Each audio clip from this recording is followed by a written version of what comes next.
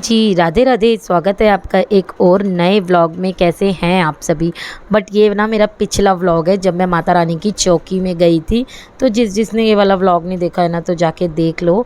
और हम जहाँ पे माता की चौकी पे गए थे ना तो बहुत ज़्यादा वाला लेट हो गए थे, इसीलिए बच्चों को स्कूल नहीं भेज पाई थी क्योंकि बच्चों की भी नींद ख़राब होती है और रियांश को फ़ीवर हो रहा था, इसलिए भी मैंने नहीं भेजा था। और पीहू को रात को हम 2 बज गए थे सोते हुए, इसीलिए।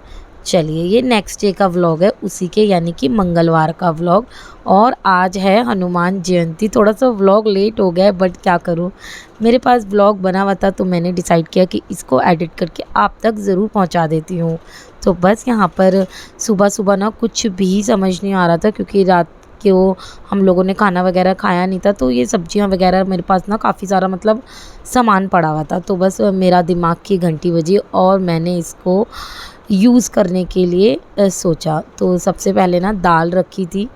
अब दाल के साथ चावल बनाती तो एक्स्ट्रा बनाना पड़ता, तो मेरा मन था कि मैं दाल और जो आलू बीन्स की सब्ज़ी है इन्हीं से कुछ बनाऊं। तो दाल का तो मैंने सिंपल सा आटा गूंद लिया था, आपने देख ही लिया होगा अभी। बट आलू का मैं क्या करती ना समझ नहीं आ रहा था, तो मैंने आलू को सिर्फ आलू लिए थे, बीन्स छोड़ दी थी क्योंकि बीन्स अच्छी नहीं लगती। मैंने सारे आलूओं को मैश करा, इसमें मैंने धनिया पाउडर मिलाया जो कि हरा वाला सूखा धनिया होता है, उसमें मैंने थोड़ी सी लाल मिर्च डाली, वही चटपटा तो होना ही चाहिए ना। थोड़ी सी लाल मिर्च डाली और धनिया पत्ता डालकर मैंने आलू की स्टफिंग तैयार कर ली। और जो दाल का आटा मैंने गूंदा था ना उसको मैंने थोड़ा सा अच्छे से मल लिया था ताकि आटा जो है ना सॉफ्ट हो जाए। और भरे भरे हम बनाएंगे आलू के पराठे। तो ये देखो, मैंने को कुछ भी एक्स्ट्रा नहीं बनाना पड़ा, बचे हुए सामान से मैंने इतना टेस्टी नाश्ता बनाकर तैयार कर दिया। तो देखा, मेरी सब्जियां भी लग गई और बच्चों को काफ़ी पसंद आया था।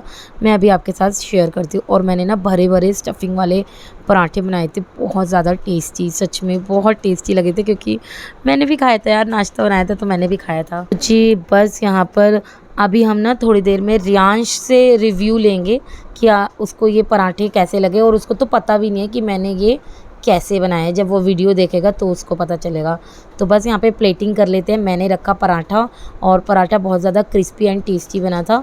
उस पर मैंने देसी घी लगा दिया था तो इससे सॉफ्ट हो गया था पराठा। साथ में दही दे दी थी और सबसे पहले मैंने चख के देखा तो सच में यार स्वाद बना था। मैंने कहा चलो अब रियांश से रिव्यू लेते हैं। चलिए,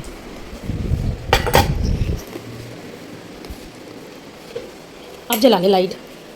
रियांश प्लीज़ मुझे ना, आप जब ये पराठा खा लो ना, खाओ और खा के मुझे बताओ क्योंकि ये मैंने एक इनोवेशन करा है, मतलब मैंने एक आविष्कार करा है एक नए पराठे का। तो प्लीज़ आप एक बाइट खा लेंगे, बैठ के खाओ। ये लो, टेबल आगे कर रही हूँ।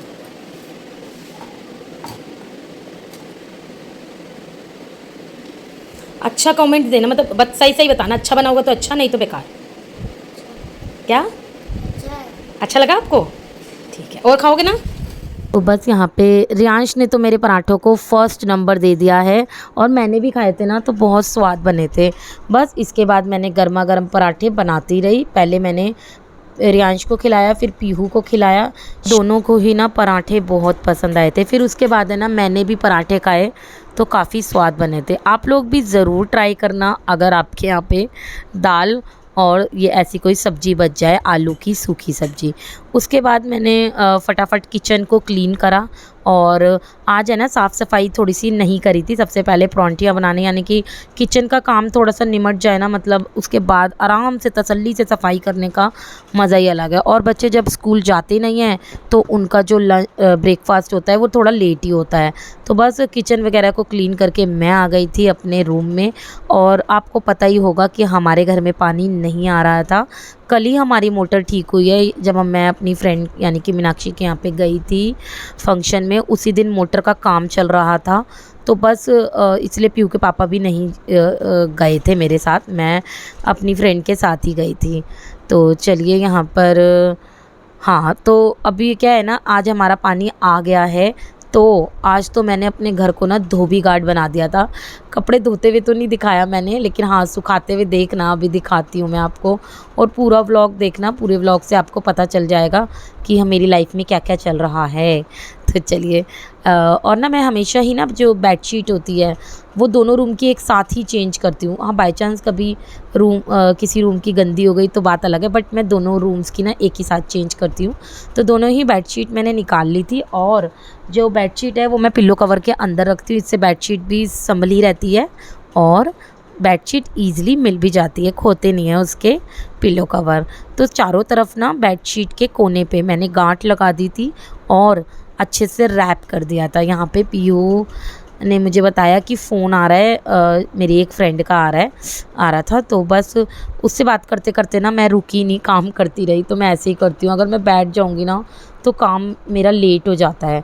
तो मेरे को मतलब मेरा ना रहता है, मेरी अंदर यही वाली गंदी सी आदत है, और अगर हम बैठ जाएं तो हमारे अंदर ना आलकस आ जाता है बहुत तगड़ा। और ख़ासकर फ़ोन हाथ में हो ना, इंस्टाग्राम देखने लगो, आपका 1 घंटा कैसे गायब होता है ना आपको खुद नहीं पता चलता।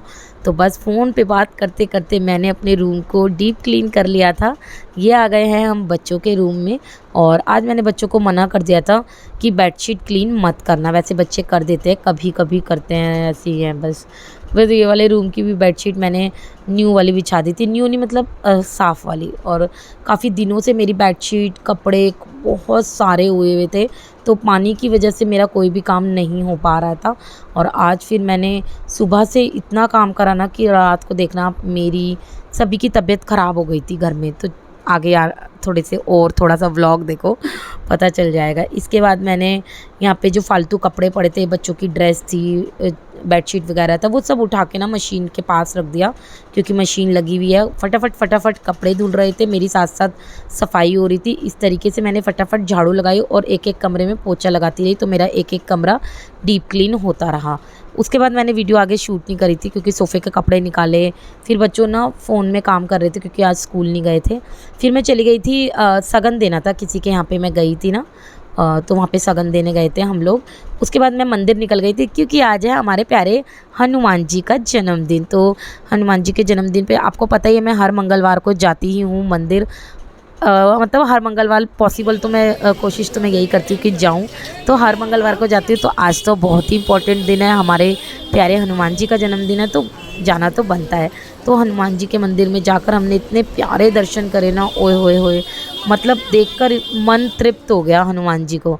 तो सबसे पहले हम मंदिर में गए और जाते ही हमें टीका लगा दिया था, और इतना अच्छा अरेंजमेंट कर रखा था ना। छोटा सा मंदिर है बट इतना सुंदर सजा रखा था, मैं आपको बता ही नहीं सकती। दिखा तो सकती हूँ ना, तो देख लीजिए, बहुत ही सुंदर बना रखा था। बिल्कुल आसमान की तरह लग रहा था, जैसे अंतरिक्ष में हम लोग पहुँच गए हैं।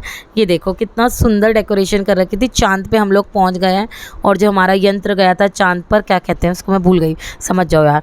तो वो उस तरीके का कुछ थीम रखी हुई थी, तो काफ़ी अच्छा लग रहा था, मुझे तो बहुत ही सुंदर लग रहा था। प्यारे हनुमान जी का मंदिर, और हनुमान जी तो लगते ही प्यारे हैं। और हनुमान जी की ना छोटी सी एक प्रतिमा भी रखी हुई थी, तो मैंने ना ये वाले पंडित जी से पूछा, तो वो मुझे बताने लगे कि यात्रा निकली थी हनुमान जी की किसी जन्मदिन पर, शाम को फिर निकलेगी, बट शाम को पॉसिबल नहीं हो पाएगी। देखिए प्यारे से बैठे हुए हैं हनुमान जी, ये रहे छोटे से। और ये मैं पूछ रही थी कितने प्यारे लग रहे हैं, तो पंडित जी ने मुझे बताया। ये जो मंदिर है ना, ये मंदिर ना शाहदरा में तेलीवाड़ा, शाहदरा में छोटा बाज़ार तेलीवाड़ा है, वहाँ पर है ये मंदिर। और ये बहुत ही सिद्ध प्राप्त मंदिर है, बहुत ही प्राचीन मंदिर है। और मुझे प्रसाद भी मिला था सच में, और यहाँ के दर्शन करके तो मेरा मन ही खुश हो गया था। तो प्रसाद में मुझे इमरती मिली थी, और आधी आधी इमरती हम दोनों ने खा ली थी। और डेकोरेशन आप लोग बताना कमेंट करके कैसी लगी, और ये वाले मंदिर कौन कौन गया था कमेंट करके ये भी बताना, क्योंकि मेरे घर के पास जो जो रहते हैं वो तो गए होंगे ना, तो ज़रूर कमेंट करने के बताना। बस इसके बाद मैं आ गई थी घर आकर फटाफट मैंने बनाया खाना, और खाना खा के मैंने कर दी थी पूरी किचन को क्लीन। बट जब मैं खाना बना रही थी ना, तो मेरे भयंकर सर में दर्द हो रहा था, मेरी पूरी बॉडी में दर्द हो रहा था। और मेरा मतलब ऐसी कोई जगह ही नहीं थी जहाँ दर्द ना हो, पैरों में, कमर में, सर में। और तो और रियांश की भी तबीयत ख़राब हो रही थी। कल हम माता रानी की चौकी में गए थे ना, वहाँ पे भी रियांश को फ़ीवर हो रहा था, बट अभी क्या है ना, आज फिर से हो गया। मेरे को लगा कल ऐसे ही हो गया होगा थकावट से, बट आज भी हो गया था, इसलिए मैंने इसको स्कूल नहीं भेजा था। और देखो इसको ना जब भी फ़ीवर होता है ना काफ़ी तेज़ चढ़ता है, तो बिल्कुल ज़्यादा गर्म हो रहा था। फिर मैंने डिसाइड किया कि पीहू के पापा तो कहीं काम से गए हुए हैं वो ज़रूरी, तो वो तो थे नहीं, तो फिर मैं दवाई कहाँ ही लेने जाती, मेरे पास रखी हुई थी ना, तो मैंने आधी बुखार की गोली ना रियांश को दी, जिससे उसका बुखार तो उतर गया था। फिर अगले दिन मैंने बाज़ार से उसको दवाई मंगा के दी, मतलब डॉक्टर की दुकान से। तो बस यार ये ना रियांश बिल्कुल नहीं खाता ये वाली दवाई, और बड़ी मुश्किल से मैंने ना इसको दवाई खिलाई, क्योंकि बच्चे ऐसे ही करते हैं ना, देखो कितना नखरे कर रहा था। और जब ये छोटा था ना तो ये दवाई निकाल ही देता था। ये वो वाली दवाई खाता था जो कालपोल नहीं होती, रेड कलर की होती है, चेरी फ्लेवर की, बच्चे वही खाते थे। बट अब ये 8 साल का हो गया, मैं इसको कैसे वो वाली खिलाऊं, अब इसको यही वाली खानी पड़ेगी।